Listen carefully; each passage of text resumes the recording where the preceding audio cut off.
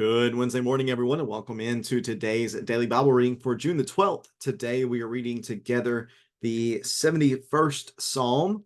Psalm 71 has been given the title in my Bible, God's Help in Old Age. And it's a reference to what we see in verse number 9, what we see in verse number 18. It even speaks about there is language of from my youth a couple of times throughout this psalm as well. So this is the reflection of a faithful saint of God who is looking to his faithfulness and God's faithfulness and praising God for the fact that he will not abandon him, that God will not abandon his servants even towards the end of his life. We're not given a superscription here within this psalm. It's one of the few that doesn't have any sort of superscription at all, although interestingly enough, the LXX, the Septuagint version of the Old Testament, the Greek translation of the Hebrew Old Testament, that is very, very old, attributes this to David. I want to say, I think as well, the sons of Jonadab, maybe. David with certainty, I'm pretty sure they attribute this psalm to him. So that's an interesting thing that we don't have here within this text, but the Septuagint does provide, that does not seem, I think, out of place whatsoever, considering many of the Psalms here in book number 2 have been attributed to David. I believe this is again a psalm of praise with elements of lament in it. We often find these two categories overlapping throughout many of the Psalms. So with all that said, let me get the text up on the screen for us. Again, we're reading together today the 71st Psalm. Psalm 71, the next to last psalm in book number 2 of the Psalter, which is going to be concluded at the end of Psalm 72, where it talks about these are the prayers of David, son of Jesse, and they are concluded. And then we'll read together the short second book of the Psalms, only 73 through 89. But before we get there for this week, let's continue reading here Psalm 71 and verse number 1.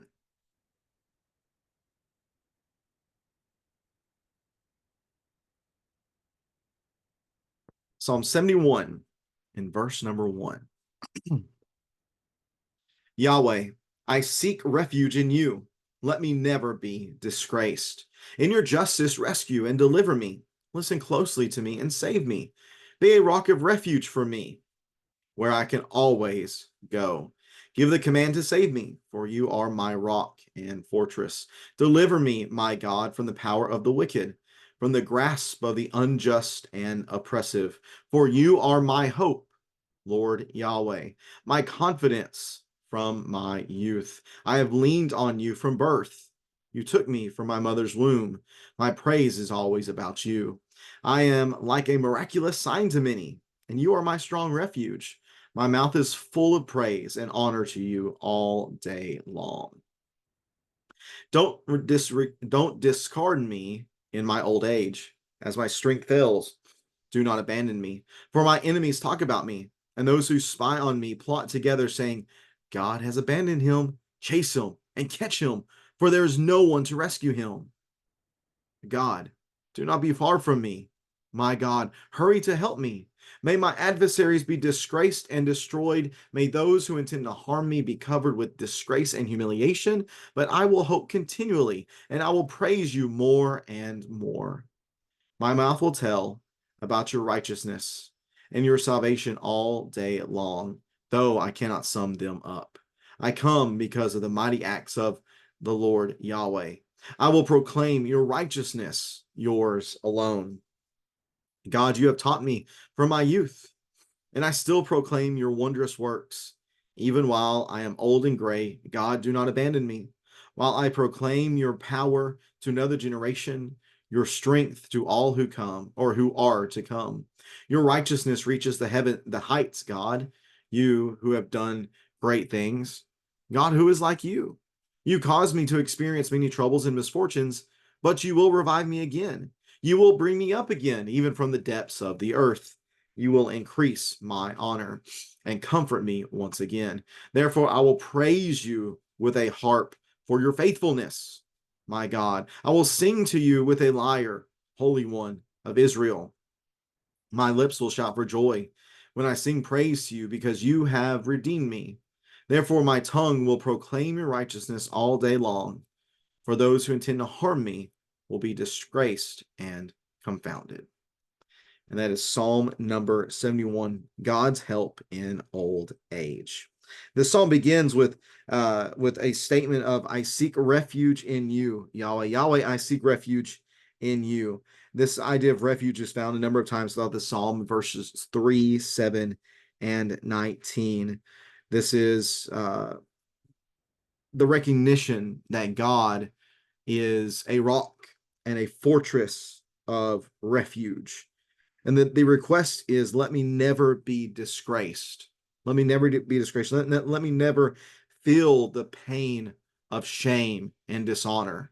And why would God do that? Why does he have any confidence at all that God would never let him be disgraced? Well, there is the justice that God has. In your justice, rescue, deliver, listen closely, and save me.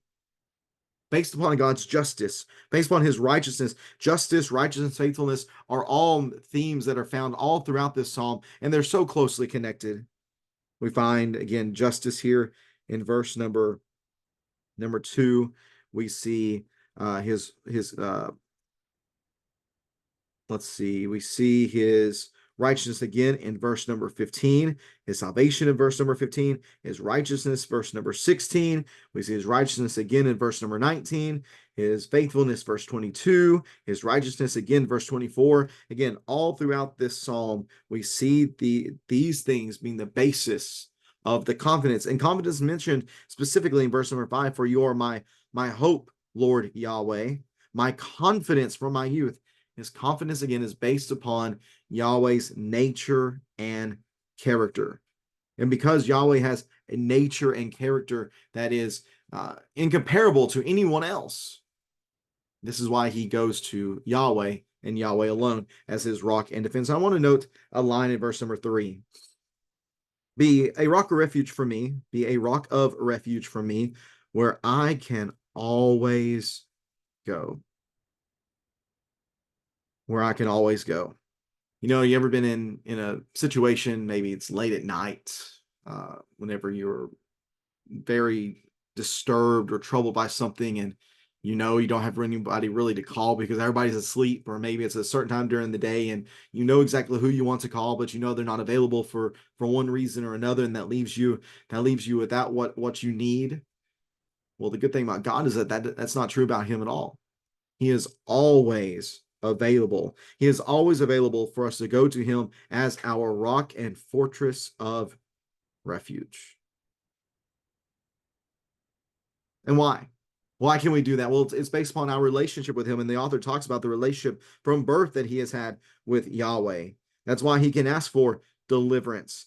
It is because he is his hope. My confidence, notice verse number 5, from my youth. I have leaned on you from birth. You took me from my mother's womb. My praise is always about you, and I am like a miraculous sign to many, and you are a strong refuge. My mouth is full of praise and honor to you all day long. This author, if it is David or whoever it is, this author recognizes that he is a sign of God's blessing, that God's blessing is so evident in his life that to others he looks like a miraculous sign. He looks like someone who's God's favor, of whom God's favor has truly been upon. Now, that has been true in the past, but as this author moves forward in life, there might be this temptation to think, you know, at some point I'm not going to be that worthwhile to God to bless and to be with. So the cry and the request of verse number 9 is to not discard me in my old age. As my strength fails, do not abandon me. The plea to not abandon me in old age, for the temptation to do so is based upon the enemy. My enemies talk about me. They spy on me together. And what are they saying? They're saying that God has abandoned him. So now it's going to be time to chase him. Now it's going to be time to catch him because there's no one to rescue him. In his old age, the author might look frail. The author might look susceptible to attack.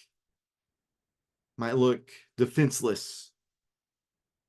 But here he says, God, do not be far from me. My God, hurry to help me. We've heard that on Monday, right? In Psalm 17, verse number 1. So may my adversaries be disgraced and destroyed, disgraced and humiliated. based upon their thought that you would abandon me. You see, the author's confidence in Yahweh is the exact opposite of the minds of his enemies.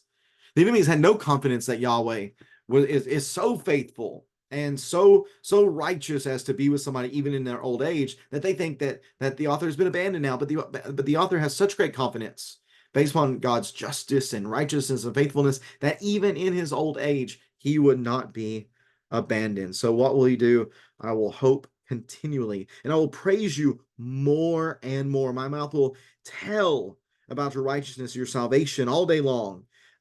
I come because of the mighty acts of the Lord Yahweh. I will proclaim your righteousness, yours alone. There is hope, there is praise, there is telling, there's proclaiming, this continued hope that the author has because of what God has done for him.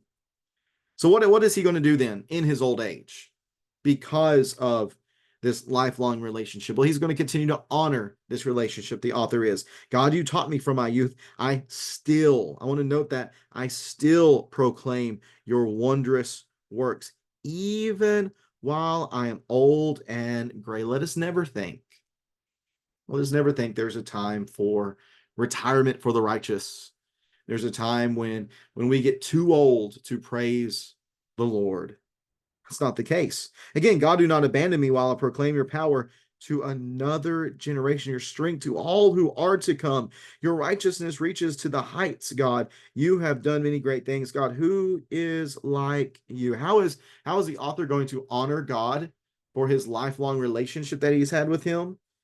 Well, he's going to honor him by having this desire to tell the next generation about the incomparable character and nature of God. How do we honor God's faithfulness? Well, with our own, in proclaiming such to the next generations.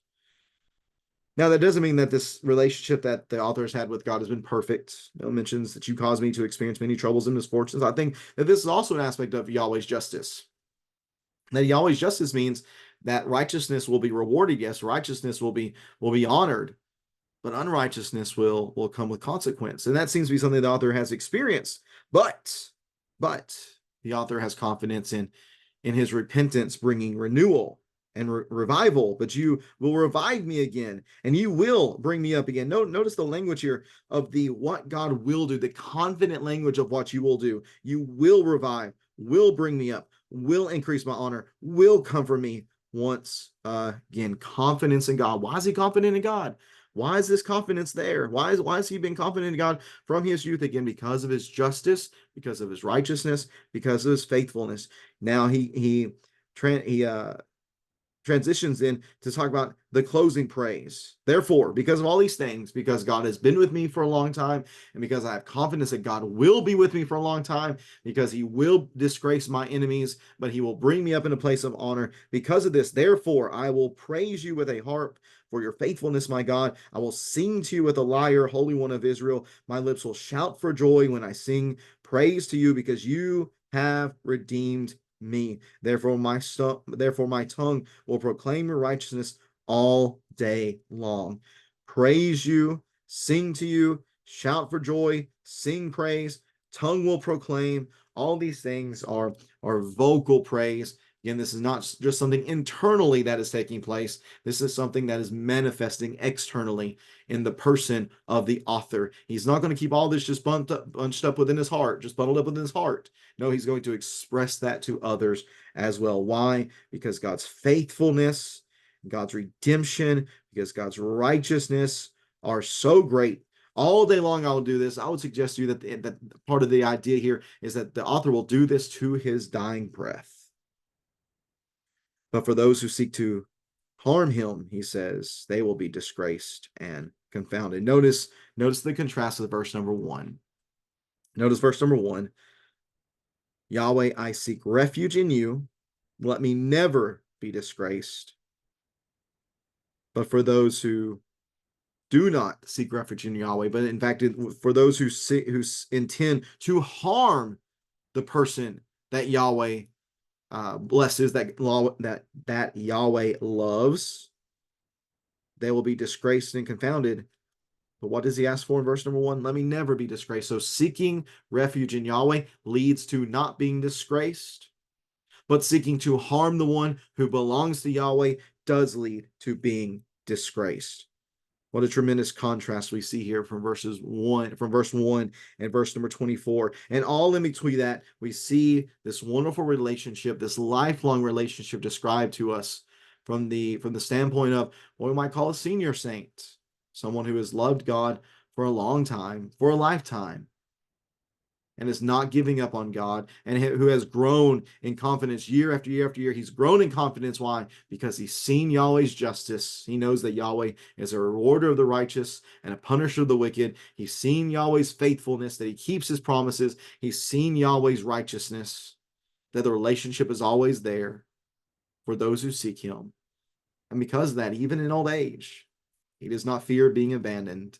And what a wonderful blessing that is to know that's true for us as well, that as our lives progress and as we continue day after day to be more impressed by the justice and the faithfulness and the righteousness of our God, we too can grow in confidence, knowing that as the end nears, our hope, our confidence, our trust should remain all the more and even continue growing until that last breath. I appreciate so much you tuning in for this read here today on this Wednesday morning as we worked our way through Psalm number 71. On Friday, we will be getting into Psalm number 72. This is a Psalm of Solomon, a prayer for the king. Solomon's prophetic vision of the Messiah. Very much looking forward to reading that with you. Then I know you are all looking forward to your time together tonight for the monthly song, scripture, and supplication service. Interestingly enough, a service that is focused on songs and scriptures that show our dependence upon God. I know it'll be very encouraging for all those who are able to be in attendance. I hate that I will not be there, and my families will be. We're in many different places this week, but I know it'll be a great time for those who are going to be able to gather together tonight. Again, thanks so much for tuning in today. Have a great rest of your Wednesday. Have a great, encouraging time together this evening, and looking forward to reading with everybody on Friday morning as we read together from Psalm 72. Take care, and God bless.